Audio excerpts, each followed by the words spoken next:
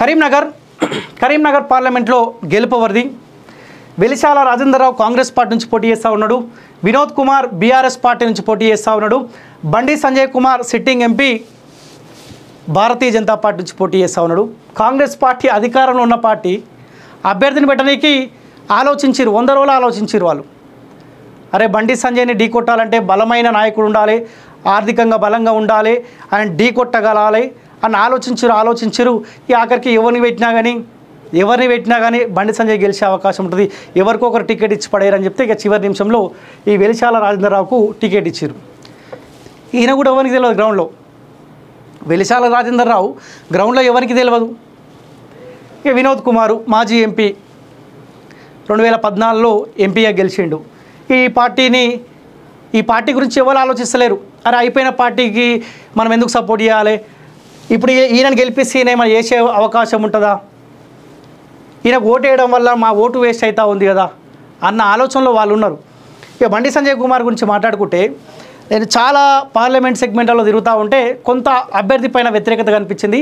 మోదీ కోసం బీజేపీకి ఓటని చెప్పారు. కానీ కరీంనగర్ పార్లమెంట్ పరిధిలో కాస్త డిఫరెంట్ నినాదం కనిపించింది. నరేంద్ర మోదీ ఉండాల్సిందే, కరీంనగర్లో భారతీయ జనతా పార్టీ ఎంపీ అభ్యర్థి బండి సంజయ్ కుమార్ మా ఎంపీగా ఉండాల్సిందే.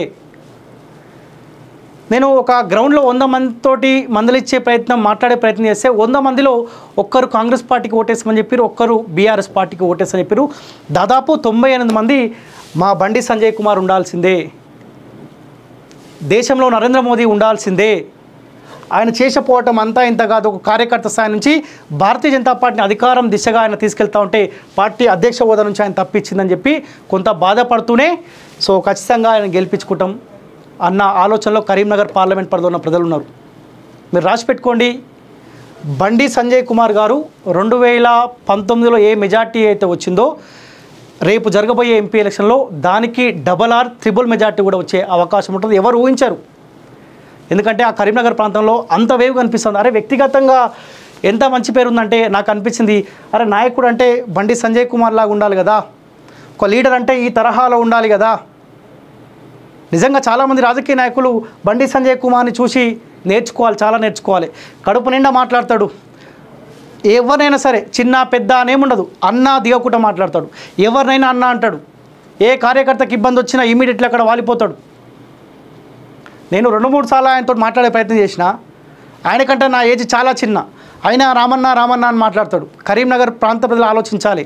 రేపొద్దుగాల వినోద్ కుమార్ గెలిస్తే, రేపొద్దుగాల రాజేంద్రరావు గెలిస్తే బండి సంజయ్ కుమార్ ఏ ప్రేమతోటైతే మనల్ని రిసీవ్ చేసుకొని మనల్ని మందలిచ్చే ప్రయత్నం చేస్తాడో, ప్రేమతో మాట్లాడతాడో, బండి సంజయ్ కుమార్ చూపించే ప్రేమ ఈ ఇద్దరు వెలమ నేతల దగ్గర దొరికే అవకాశం ఉంటుందా ఒక్కసారి ఆలోచించండి. దానికి తోడు కరీంనగర్ పార్లమెంట్ పరిధిలో మీరు బండి సంజయ్ కుమార్ గారిని గెలిపిస్తే ఆయన మీ పార్లమెంట్ పరిధికే పరిమితం కాడు. తెలంగాణ రాష్ట్ర వ్యాప్తంగా ఎవరికి ఇబ్బంది వచ్చినా, ఏ కార్యకర్తకి ఇబ్బంది వచ్చినా, ఏ పేదోడికి ఇబ్బంది వచ్చినా కానీ ఇమీడియట్లీ అక్కడ వాలిపోయి ఆ ప్రజలకు అండగా ఉండి గవర్నమెంట్ని నిలదీసి కొట్లాడే బాధ్యత బండి సంజయ్ కుమార్ తీసుకుంటాడు. ప్రజలారా నా వ్యక్తిగతంగా రిక్వెస్ట్ చేస్తూ ఉన్నా, ఇలాంటి వ్యక్తులు అరుదుగా కనిపిస్తారు. బండి సంజయ్ కుమార్ లాంటి ఇలాంటి వాళ్ళని మీరు కాపాడుకోవాలి, గెలిపించుకోవాలి. పొరపాటున మీరు ఒకవేళ తప్పు చేద్దాం అనుకున్నారనుకో తెలంగాణ రాష్ట్రమే తప్పులో పడుతుంది. మీరు గెలిపించుకోవడం వల్ల, మీ బిడ్డను మీరు కాపాడుకోవడం వల్ల, మీ బండి సంజయ్ కుమార్కి మీరు ఓటేసి గెలిపించుకోవడం వల్ల రాష్ట్ర వ్యాప్తంగా ప్రజలకు మీరు మేలు చేసిన వాళ్ళు అవుతారు. మాకు ఏ ఇబ్బంది వచ్చినా, మాలాంటి గొంతుకలకు ఏమి ఇబ్బంది వచ్చినా కానీ ఇమీడియట్లీ మాకు ఒక భరోసా కల్పించే నాయకుడు బండి సంజయ్ కుమార్. దయచేసి ఓపెన్గా చెప్తా ఉన్నా, బండి సంజయ్ కుమార్ని బంపర్ మెజార్టీతో గెలిపించే ప్రయత్నం చేయండి. ఆయన పైన విపరీతమైన కుట్ర జరుగుతూ ఉంది. 75 మంది ఒక టీమ్గా ఫామ్ అయ్యి బండి సంజయ్ కుమార్ని ఓడగొట్టాలనే ప్రయత్నం జరుగుతూ ఉందంట. ప్రజలారా ఇవన్నీ మీరు తిప్పికొట్టాల్సిన అవసరం ఉంది. ఆ బిడ్డను కాపాడుకోండి. బీజేపీ కావచ్చుగాక, భారతీయ జనతా పార్టీ కావచ్చుగాక, కమలం పువ్వు సంబంధించిన అభ్యర్థి కావచ్చుగాక, కాసేపు పార్టీలను పక్కకు పెట్టండి, మీ బిడ్డను కాపాడుకోండి, మీ బిడ్డని చట్టసభలకు పంపించండి. మీ ప్రాంతం డెవలప్మెంట్ అయ్యే అవకాశం ఉంటుంది. రేపొద్దుగాల కాంగ్రెస్ పార్టీ 6 గ్యారెంటీలు ఇచ్చి అమలు చేయకపోతే తెలంగాణ రాష్ట్ర వ్యాప్తంగా తిరిగి కొట్లాడే బాధ్యత బండి సంజయ్ కుమార్ తీసుకుంటాడు. సో ఖచ్చితంగా బండి సంజయ్ కుమార్ కరీంనగర్ పార్లమెంటు పరిధి నుంచి ఈయన గెలిచే అవకాశం ఉంటుంది. ఈయన ఎక్కువ ఎవరికి పరిచయం లేదు. ఇక కనుమరుగైపోయిన పార్టీకి ఓటేస్తామన్న ఆలోచనలో ప్రజలు లేరు.